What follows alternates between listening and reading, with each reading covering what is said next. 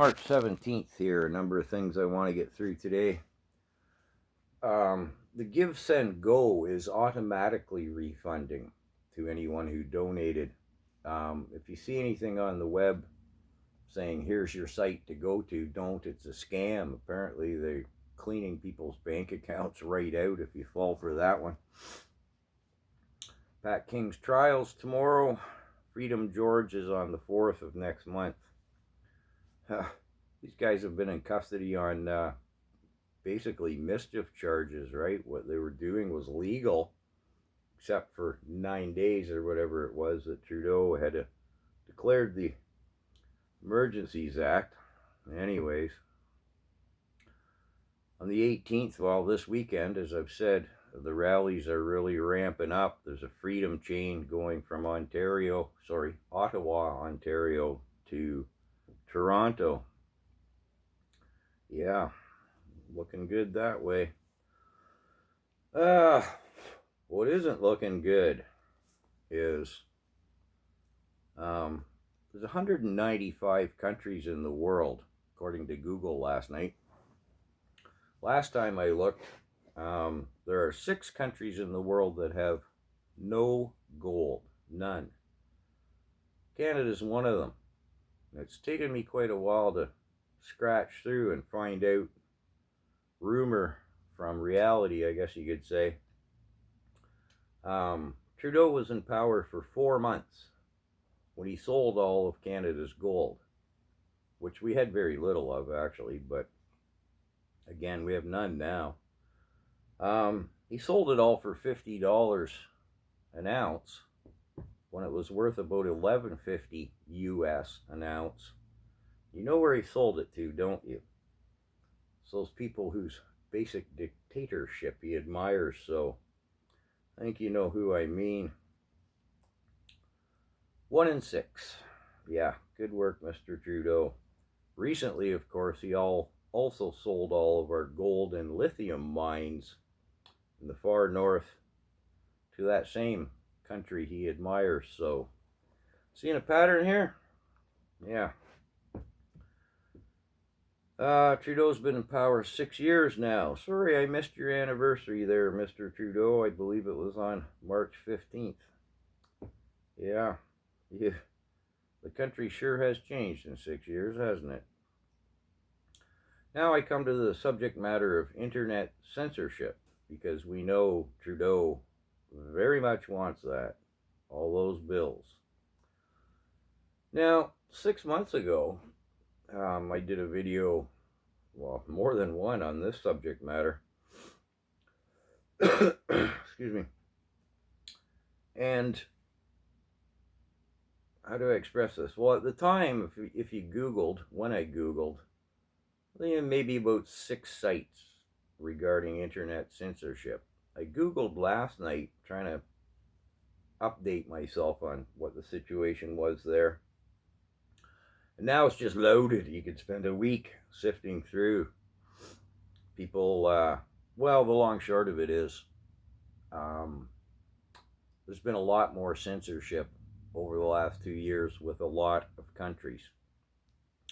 But we're going to come back to that number 6 again. If you're into any, I'll say, supernatural numerology. The biggest ones seem to be China, of course, with their Great Firewall. They refer to it as. I'm not sure what you can and can't see in China. I don't imagine it's much.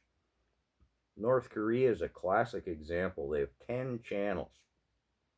10. If you're trolling through the internet looking at cute kittens, you look at 110 minutes. How many?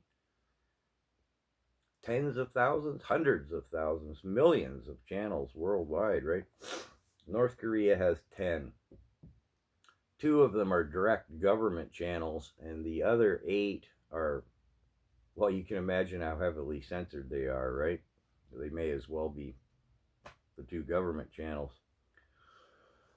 So Trudeau's plan will have us joining an illustrious crew, and again, you can argue and look infinitely about censorship, what degree and what country. But the heavy players are China, North Korea, Iran, Syria, and Iran. So there's the top 5. Trudeau will have us being the 6th, joining that illustrious crew. Yeah, okay. Now this is a scary and frightening thing, and I guess I am going to do a couple of videos on the world scene. I hadn't intended to, but I think it was the day before yesterday, Saudi Arabia announced that they will accept the Chinese dollar, the yuan, straight across for oil.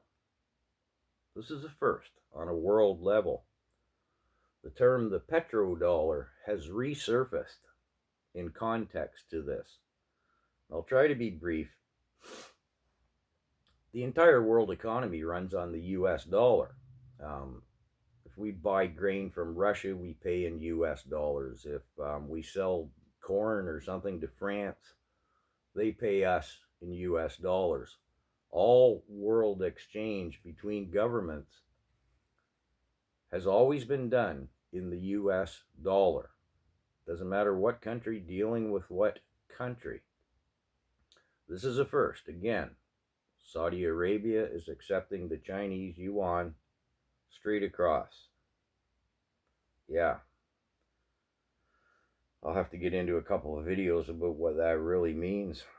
To go back to gold, and Canada having none,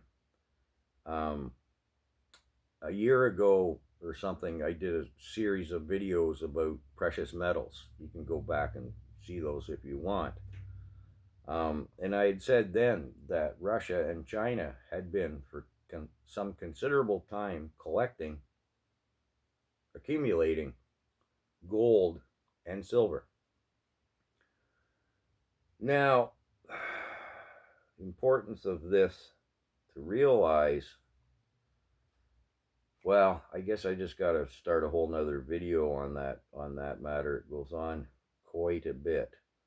But my point is,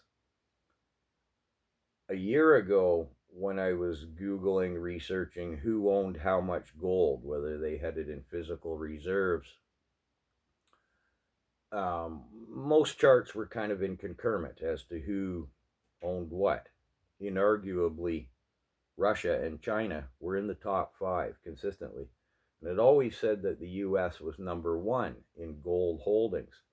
Now, the amount of gold that the US holds has never changed, according to whatever chart you go to, including to date.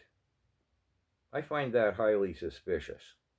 And there's a lot of other people suspecting that perhaps the Fort Knox doesn't hold what the States claims it was. How is it not moved an iota, either up or down? I don't really buy it. And a year ago or whatever, when I was looking at these charts, who owned the most gold, everyone again seemed to be pretty well in concurrent where and how much Russia and China possessed. Now, nobody knows. So I'll come to that in the next video.